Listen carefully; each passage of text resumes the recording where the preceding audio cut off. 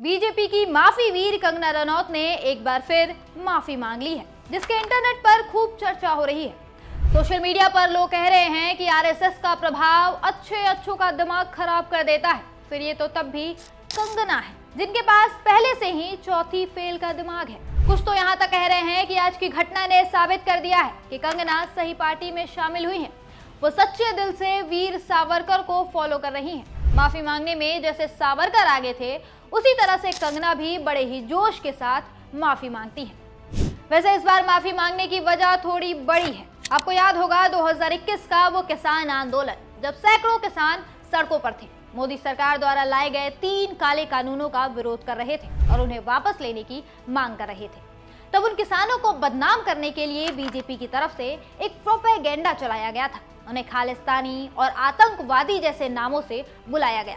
उनके खिलाफ पूरा एक कैंपेन चला।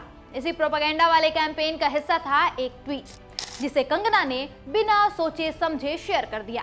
और तो और उसे शेयर करते हुए इन्होंने एक बुजुर्ग महिला के लिए बेहद अपमानजनक बयान भी दे डाला। एक्ट्रेस ने उस वक्त कुछ बुजुर्ग महिलाओं की तस्वीरें शेयर करते हुए लिखा था, ये वही दादी है जिसे टाइम मैगजीन में भारत की पावरफुल महिला होने पर फीचर किया गया था। वो 100 रुपए में उपलब्ध है।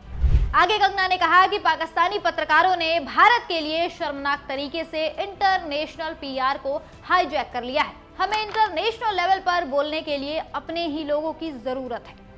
अब कंगना ने जिन महिलाओं की तस्वीर शेयर की थी, उन्हीं में से एक थी बठिंडा के गांव बहादुरगढ़ में रहने वाली महिंदर कौर, जिनकी उम्र 81 साल है।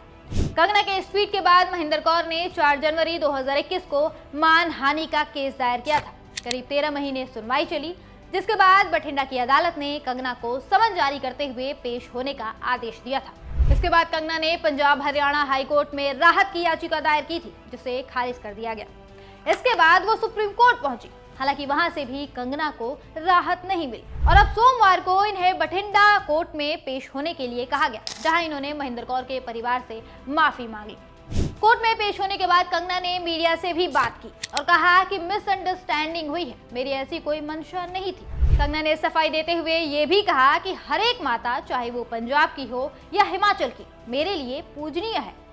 कुल मिलाकर इस एक ट्वीट ने कंगना की ऐसी की तैसी कर दी है। एक तरफ कोर्ट में केस तो चल ही रहा है, दूसरी तरफ इस ट्वीट के चक्कर में कंगना थप्पड़ भी खा चुकी हैं। दरअसल मंडी सीट से लोकसभा चुनाव जीतने के बाद कंगना 6 जून 2024 को चंडीगढ़ एयरपोर्ट पर पहुंची थी। तभी वहां मौजूद सीआईएसएफ की महिला कांस्टेबल कुलविंदर कौर ने कंगना को जोरदार थप्पड़ जड़ दिया। इस थप्पड़ कांड के बाद एक वीडियो भी वायरल हुआ था, जिसमें कुलविंदर कौर ने बताया था कि उन्होंने कंगना को इसलिए थप्पड़ मारा क्योंकि उन्होंने महिला किसानों को 100 रुपए लेकर धरने पर बैठने वाली कहा था।